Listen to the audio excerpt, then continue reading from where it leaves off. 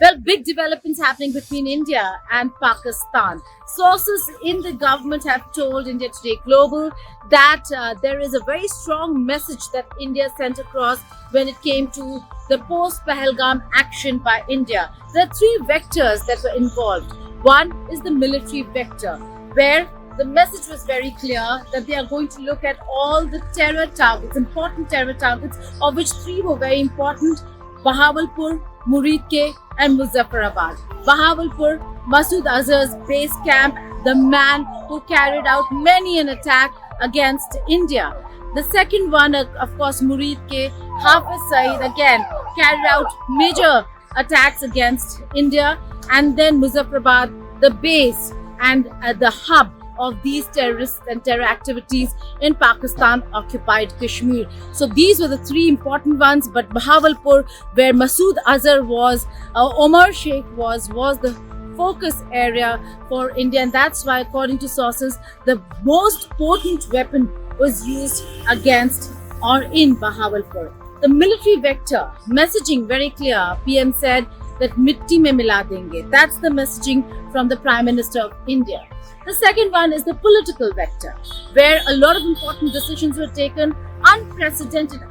Not many understand the importance of putting or holding Indus Waters Treaty in abeyance. Pakistan was absolutely rattled, and now with an understanding, a mutual understanding to stop firing, not using the word ceasefire. Government sources here saying it is not ceasefire. The new normal is a mutual understanding, because Pakistan continuously violates ceasefire between India and Pakistan, and therefore this mutual understanding one will have to test and see whether if Pakistan will adhere to or not. Having said that, the political vector, again, Indus Waters Treaty, very important for Pakistan, but Pakistan over here may be looking at, if there is a forward movement, restarting of or reinstating Indus Waters Treaty. That is not to happen.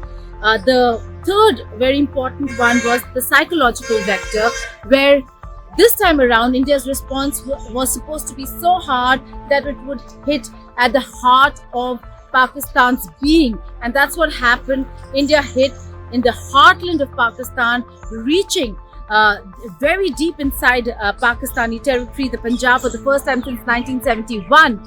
India went into, and therefore a very deep and strong message that ghuske marenge, and that's the Prime Minister's message over here when it comes to these three vectors. But also, more importantly, over here, a lot of news, a lot of nuclear cyber rattling by Pakistan after the Air Force bases were plastered by the Indian forces. Now, what really happened in terms of the timeline? There are questions whether if America was involved and played a mediator. Donald Trump put out a tweet congratulating both the countries, taking credit for mediating and saying that it was a US brokered ceasefire between India and Pakistan. That is not how things happened. The first call between Prime Minister Modi and President Trump went when Prime Minister was in his Saudi Arabia tour, and he called to express his condolences for the lives lost, but also show solidarity with India in the fight against terror. The first call between Jaishankar and Rubio took place on the 1st of May, when India informed the US that they're going to hit well within Pakistani territory. And that happened. There were a lot of conversations that took place after that.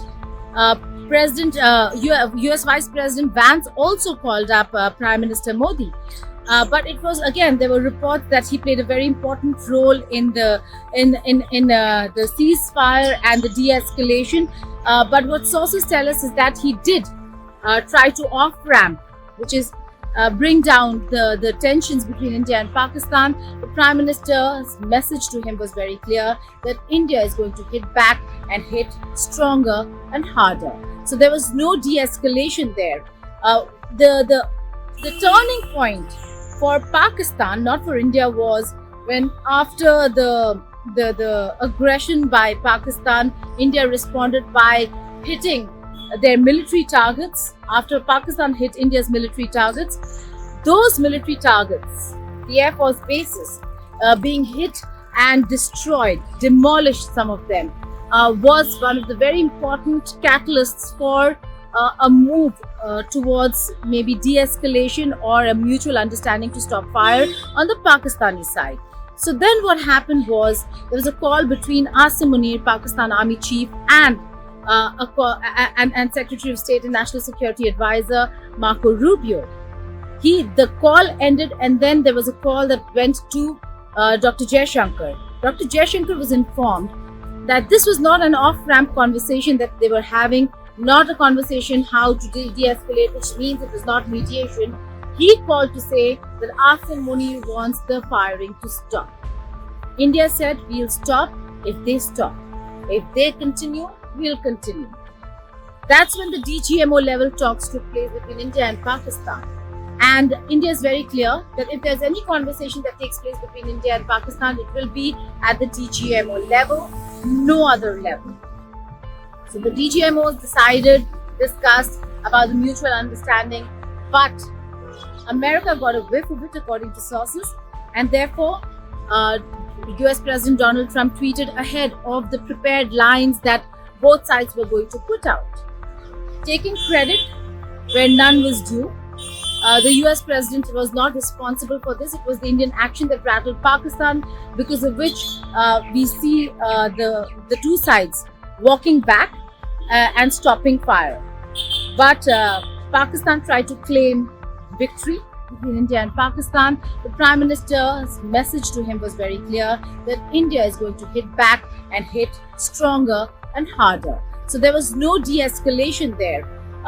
The turning point for Pakistan, not for India, was when after the aggression by Pakistan, India responded by hitting their military targets. After Pakistan hit India's military targets, those military targets, the Air Force bases, being hit and destroyed, demolished, some of them, was one of the very important catalysts for a move towards maybe de-escalation or a mutual understanding to stop fire on the Pakistani side.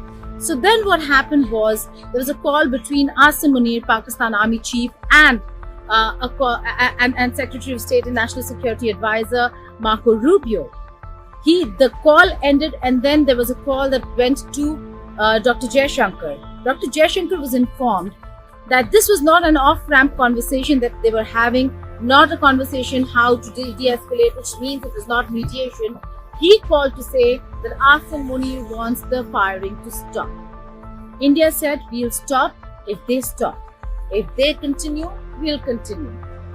That's when the DGMO level talks took place between India and Pakistan.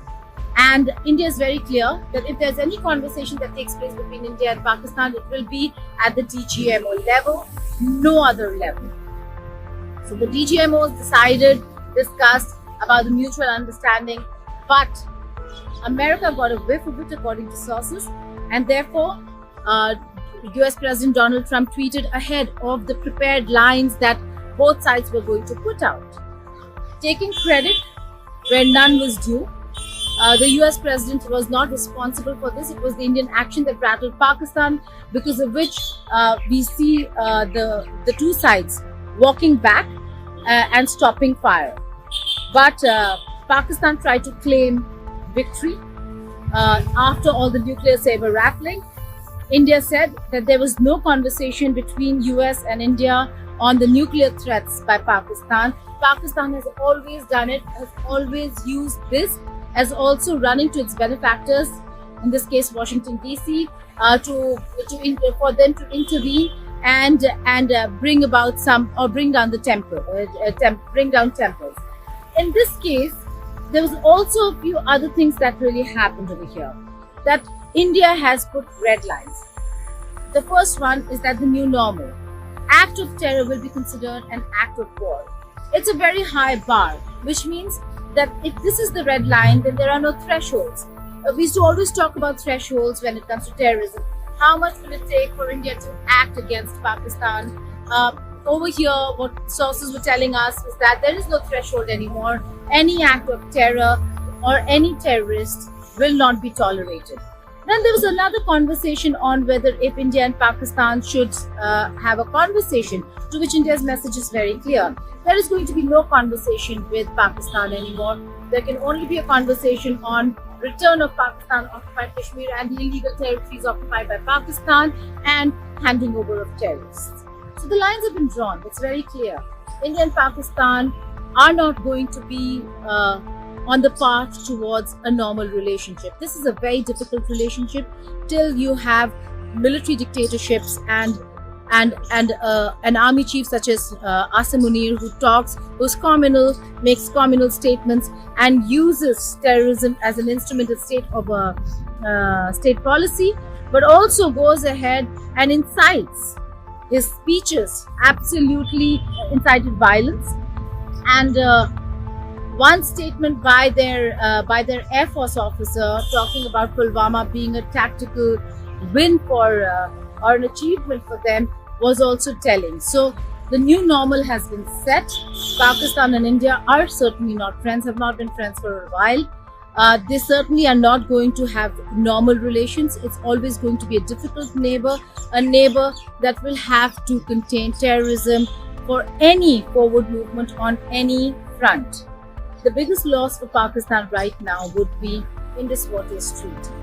While they might have gained some ground on other fronts, the international community is watching Pakistan very closely. What happens at the 1267 Al-Qaeda Sanctions Committee that will hold a meeting, and the Indian team over there is going armed with the Pahalgam terror attack files, and India's actions thereafter is something we'll have to wait and see how the UNSC looks at it, because at the United Nations Security Council, Pakistan again exposed herself by removing the name of TRF from the condemnation statement that was proposed and sponsored by the United States of America. Very clear that Pakistan is complicit when it comes to terrorism and these terror attacks. TRF is an organization that India has been working on and informing the international community about for a while, in fact since 2023. So Pakistan has dug a hole for itself and tied itself in knots. Let's see if it can come out of it. For now, it seems that Pakistan, certainly when it comes to terrorism, is in trouble. In New Delhi, Geeta Mohan for India Today Global.